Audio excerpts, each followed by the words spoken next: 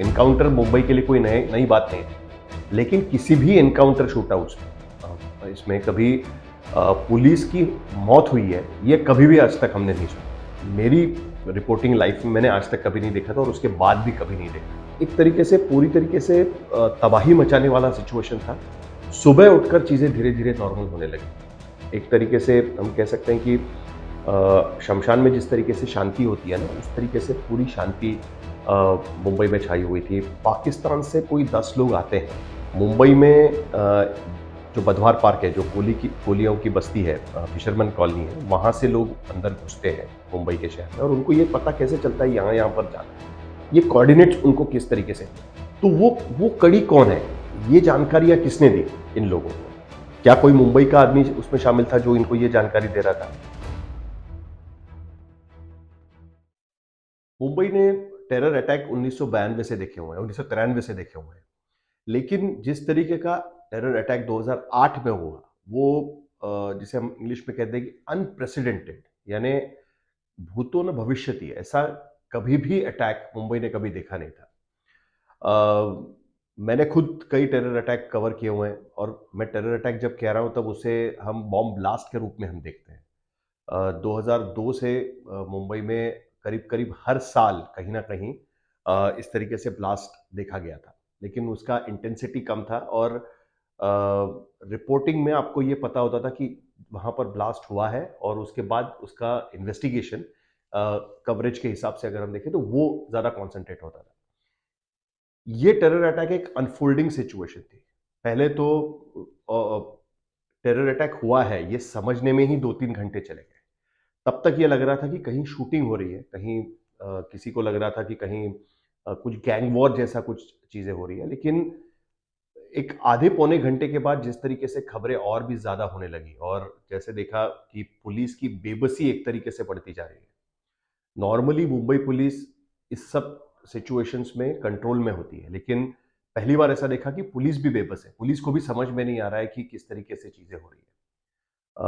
26 की रात को खास करके, क्योंकि 26 की रात के बाद, 26 नवंबर 2008 की रात के बाद 27 तारीख की सुबह से स्थिति क्लियर हो गई थी कि टेररिस्ट कहाँ छुपे हुए हैं, बाकी मुंबई में कहाँ पर क्या स्थिति है, ये क्लियर हो गया था। लेकिन 26 की रात को 9:30 बजे से लेकर सुबह करीब 4 या 5 बजे तक, जब तक एनएसजी की टीम्स मुंबई पहुंची नहीं, तब तक जो ये 5-6 घंटे का समय था, ये मंजर कभी भी नहीं देखा गया। पूरी तरीके से अफरा-तफरी थी मुंबई के शहर इलाके में, क्योंकि ये अटैक सारे मुंबई सिटी में हुए हैं और वहाँ के एक 5-6 किलोमीटर के दायरे में ही ये टेरर अटैक चल रहे थे, लेकिन वो इंस्टॉलेशंस सारे अहम इंस्टॉलेशंस थे वहाँ पर। लेकिन बाकी शहर में अफ़वाहों का बाज़ार पूरी तरीके से गर्म था, क्योंकि किसी भी तरीके से पूरी जानकारी नहीं थी कि जब ये क्लियर हो गया कि टेरर अटैक हो रहा है, अंधाधुंध फायरिंग कई जगह पे हो रही है।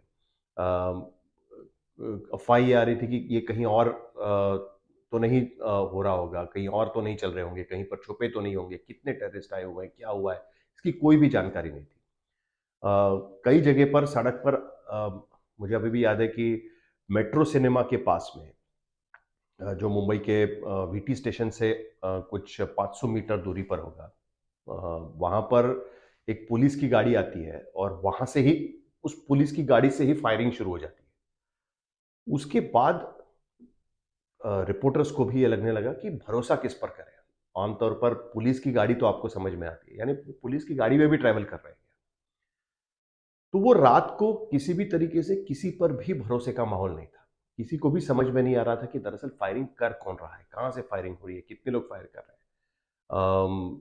जब रात को एक एक वक्त ये खबर आई कि एटीएस के चीफ हेमंत करकरे, जिन्होंने कुछ ही महीने पहले एक मालेगांव का ब्लास्ट केस क्रैक किया था, जिसमें साध्वी प्रज्ञा सिंह ठाकुर और इन सारे लोगों को उसमें गिरफ्तार किया था, उनकी वो नहीं रहे, फायरिंग में चल बसे। पुलिस इस तरीके के फायरिंग में, एनकाउंटर मुंबई के लिए कोई नई बात नहीं थी, लेकिन किसी भी एनकाउंटर शूटआउट्स में इसमें कभी पुलिस की मौत हुई है, ये कभी भी आज तक हमने नहीं सुना था। हेमंत करकरे की मौत हो गई, उसके बाद एनकाउंटर स्पेशलिस्ट विजय सालस्कर की मौत हो गई और वो दोनों साथ में थे। ये खबर जब सामने आई तो पूरी तरीके से वो 4 से 5 घंटे, और खबर कंफर्म करने के लिए नॉर्मली आप पुलिस को फोन करते हैं, तो जो कंट्रोल रूम था पुलिस का, वहां पर भी अफरा तफरी का माहौल था। वहां पर आप खबर कंफर्म करने के लिए फोन ही नहीं कर सकते थे। आपके जितने पुलिस के हायरार्कीज थे, police commissioner, joint CP crime Rakesh Maria joint CP crime थे, joint CP law and order, उनके नीचे के डीसीपी, असिस्टेंट पुलिस कमिश्नर्स, तमाम इनकाउंटर स्पेशलिस्ट या बाकी सारे पुलिस स्टेशन के लोग, किसी को भी आप फोन करके कंफर्म करने की कोशिश करो, उनके पास फुर्सत ही नहीं थी कि 1 सेकंड भी वो आपसे बात कर पाए। सभी लोग कहीं ना कहीं उसमें बिजी थे। ताज के बाहर हमने देखा कि लोग डर के मारे भाग रहे थे, उन्हें भी समझ में नहीं आ रहा था कौन क्या कर रहा है। गिनी चुनी छनकर इंफॉर्मेशन बाहर आ रही थी, रिपोर्टर्स में भी पैनिक था। इसके पहले कभी भी हमने इस तरीके की सिचुएशन कवर नहीं की थी। एक तो हम कॉन्फ्लिक्ट जोन में नहीं रहते हैं, जिस तरीके से कश्मीर के सीमावर्ती इलाकों में होता है, या कहीं पैलेस्टाइन जैसे यहाँ पर, कि यहाँ पर कभी भी स्थिति बिगड़ सकती है, फायरिंग हो सकती है, और वहाँ पर रिपोर्टर, जर्नलिस्ट या बाकी सारे लोग हैं वो तैयार रहते हैं उस सिचुएशन के लिए। मुंबई में ऐसी सिचुएशन देखी नहीं थी, तो ऐसे सिचुएशंस में क्या करना है, किस तरीके से अपना भी बचाव करना है और उसके साथ साथ रिपोर्टिंग भी करनी है, उसकी भी जानकारी कई लोगों को नहीं थी। तो ये मंजर मेरी रिपोर्टिंग लाइफ में मैंने आज तक कभी नहीं देखा था, और उसके बाद भी कभी नहीं देखा है। और ये अचानक अनफोल्डिंग होने वाली सिचुएशन थी। आप अगर वॉर जोन में जा रहे हैं तो आपको पता होता है कि क्या सिचुएशन होने वाली है, लेकिन ऐसे सिचुएशन में जहां पर आपको पता ही नहीं था कि कितने लोग आए हुए हैं, क्या पाकिस्तान से आए हुए हैं, क्या भारत के ही लोग हैं, अचानक कोई उठकर गन निकाल कर फायरिंग कर रहा है, और ये पता कैसे नहीं चल पा रहा है। मुंबई पुलिस एक तरीके से हतबल होके क्यों बैठी हुई है, उनके पास कोई जानकारी क्यों नहीं है, ये सारी चीजें एक तरीके से टेंशन देने वाली थी। मुझे अभी भी याद है कि ओबेरॉय होटल के सामने, जहाँ जिसके अंदर ये टेररिस्ट घुसे हुए थे, ओबेरॉय ट्राइडेंट जो नरीमन पॉइंट पर है, वहां पर मुंबई के पुलिस कमिश्नर हसन गफूर अपनी गाड़ी के बाहर होकर फोन पे लगातार बात कर रहे थे। और जब मुंबई का पुलिस कमिश्नर सड़क पे खड़ा होकर फोन पे बात कर रहा है और उसे भी कुछ चीजें समझ में नहीं आ रहा है, वो अपने दफ्तर में नहीं बैठा है, यानी वो सिचुएशन उसके कंट्रोल में नहीं है, वो बात साफ यहाँ पर नजर आ रही है। बाद में पता चला कि खबाद हाउस एक तो क्या है, जू इंस्टॉलेशन है, ये भी बहुत सारे लोगों को पता नहीं था। वहां पर जाने के बाद पता चला कि वहां के लोग पथराव कर रहे थे, क्योंकि वो अंदर से फायरिंग हो रही थी, इसके लिए उनको ये भी पता नहीं था कि वो बाहर निकलकर फायर कर सकते हैं। तो ये एक तरीके से पूरी तरीके से तबाही मचाने वाला सिचुएशन था। सुबह उठकर चीजें धीरे धीरे नॉर्मल होने लगी। एक तरीके से हम कह सकते हैं कि शमशान में जिस तरीके से शांति होती है ना, उस तरीके से पूरी शांति मुंबई में छाई हुई थी।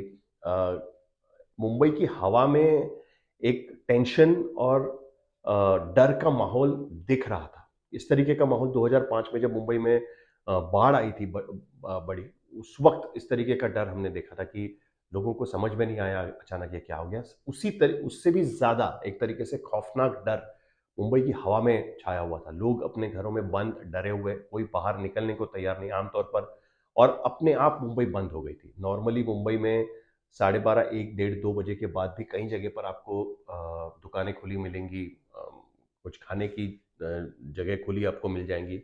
अपने आप सब जगह पे चीज़ें बंद थी। एक तरीके से अपने आप एक मैसेज फैल गया था कि अब किसी को बाहर नहीं निकलना है, कोई भी किसी के भी जान को खतरा हो सकता है। तो ये माहौल आज तक हमने कभी, इससे पहले कभी नहीं देखा। डेविड कोलमन हेडली का नाम, इंटरेस्टिंग बात यह है कि 2008 में ये हमला हुआ, उसके बाद मुंबई क्राइम ब्रांच को ये केस सौंपा गया, क्योंकि अजमल आमिर कसाब मुंबई पुलिस ने पकड़ा था, और मुंबई पुलिस ने लिटरली फाइट करके, झगड़ा करके ये केस अपने पास रखे थे, क्योंकि हमने पकड़ा है, हम ये केस चलाना चाहते हैं, इसका पूरा इन्वेस्टिगेशन हम करेंगे, किस तरीके से चीज़ें हुई। 2009 में इसमें जो चार्जशीट फाइल की गई, उसमें इंटरेस्टिंगली तहव्वुर हुसैन राणा या डेविड कोलमन हेडली, इनका नाम ही नहीं था। बाकी सारी चीजें तो क्लियर हो चुकी थी, क्योंकि अजमल आमिर कसाब का स्टेटमेंट मुंबई पुलिस के पास था, उसका एक वीडियो रिकॉर्डिंग किया गया था उसी रात को जब उसको पकड़ा गया था, और उसमें उसने बहुत सारी बातें खुलकर सामने रखी थी। जकीउर रहमान लखवी का नाम उसमें लिया गया था, हाफिज सईद का नाम उसमें लिया गया था, लश्कर ए तोयबा का नाम लिया गया था, अजमल आमिर कसाब किस गांव से आता है पाकिस्तान से, वो बात उसमें क्लियर हो गई थी। वो कैसे मुंबई पहुंचे, वो बात क्लियर हो गई थी। कौन कौन उसके साथ में मुंबई आया था, वो बात मुंबई पुलिस को पता चल गई थी, क्योंकि एक जिंदा टेररिस्ट पकड़ा गया था, पहली बार इस तरीके की चीज हुई थी। उसने वो सारी चीजें बता दी थी, लेकिन ये नहीं समझ में आ रहा था कि अ, ये इंस्टॉल पाकिस्तान से कोई 10 लोग आते हैं मुंबई में, जो बधवार पार्क है, जो कोलियों की बस्ती है, फिशरमैन कॉलोनी है, वहां से लोग अंदर घुसते हैं मुंबई के शहर में, और उनको ये पता कैसे चलता है यहाँ यहाँ पर जाना है, ये कोऑर्डिनेट्स उनको किस तरीके से दिए। खबा दाऊद जैसा इलाका, जो जहां पर अटैक हुआ था, जूइश इंस्टॉलेशन है, कोलाबा में एक संकड़ी गलियों में, वहां पर वो ये है, वो उसका पता कैसे चला, कई लोगों को ये मालूम भी नहीं है मुंबई में कि खबा हाउस वहां पर है, जिसे नरीमन हाउस भी कहा जाता है। तो वो कड़ी कौन है, ये जानकारियां किसने दी इन लोगों को? क्या कोई मुंबई का आदमी उसमें शामिल था जो इनको ये जानकारी दे रहा था? तो मुंबई पुलिस की चार्जशीट में फहीम अंसारी और सबाउद्दीन, इन दोनों का नाम लिया गया था, जो रामपुर में, यूपी में सीआरपीएफ के कैंप पे टेरर अटैक हुआ था, उसमें इन दोनों को गिरफ्तार किया गया था। मुंबई पुलिस की केस ये थी कि इन दोनों ने मैप्स के जरिए इन जो इंस्टॉलेशंस पे हमला करना था उसकी जानकारी एलईटी को पहुंचाई थी। उन पर केस भी चला, और इन दोनों के खिलाफ मुंबई पुलिस कोई भी पुख्ता सबूत पेश नहीं कर पाई, और इन दोनों को छोड़ दिया गया। उसके बाद डेविड कोलमन हेडली अमेरिका में पकड़ा गया, और उसके बाद यह पता चला कि दरअसल डेविड कोलमन हेडली जैसा आदमी मुंबई में आकर रह रहा था, और वो जिसके पास रहता था उसका नाम था तहव्वुर हुसैन राणा। तब इन दोनों के बारे में पता चला कि दरअसल ये सारा लॉजिस्टिकल सपोर्ट, ये कोऑर्डिनेट्स सारे कि कहां पर उतरना है, कैसे कहां पर जाना है, किस तरीके की चीजें रखनी है, अगर आपको मुस्लिम पहचान छुपानी है तो हाथ को लाल धागा कैसे बांधना है वगैरह, वो सारी चीजें जो है, ये सारी जानकारी डेविड कोलमन हेडली ने, उसकी अलग अलग जो विजिट्स रही, कम से कम 6 बार डेविड कोलमन हेडली मुंबई आ चुका था, मुंबई भारत में ही बेसिकली, लेकिन मुंबई में 6 बार आ चुका था, और वहां पर ताज में रहते हुए, अलग अलग जगह पर रहते हुए उसने ये सारी जानकारी इकट्ठा की थी, उसके कोऑर्डिनेट्स उसने तैयार किए थे, जो उसने पहुंचाए थे। ताड़देव मुंबई में तहव्वुर हुसैन राणा ने एक दफ्तर लिया था, जहां पर वो एक इमिग्रेशन कंपनी उसने खोल के रखी थी, वीजा सपोर्ट और ये सब चीज के लिए, और वहां से उसके जरिए वो ये काम किया करता था। और तब ये पता चला कि दरअसल डेविड कोलमन हेडली और तहव्वुर हुसैन राणा, इनके आपस में कांटेक्ट, इनका आपस में कांटेक्ट तो था ही, लेकिन तहव्वुर हुसैन राणा के जरिए राणा के मदद से उसने 10 साल का मल्टीपल एंट्री वीजा भी उसने हासिल किया था, और उसके विजिट्स के दौरान जो 6-7 विजिट्स उसके हुए हैं, उसमें 200 से ज्यादा बार एक दूसरे से उनकी कॉल पर बातचीत हुई थी।